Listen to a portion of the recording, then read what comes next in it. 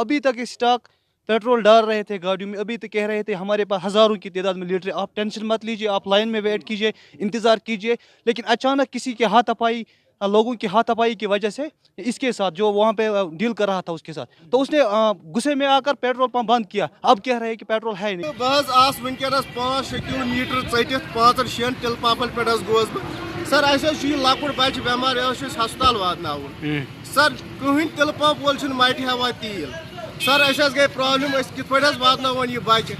देखो ये साफ वजह है रोड की वजह से।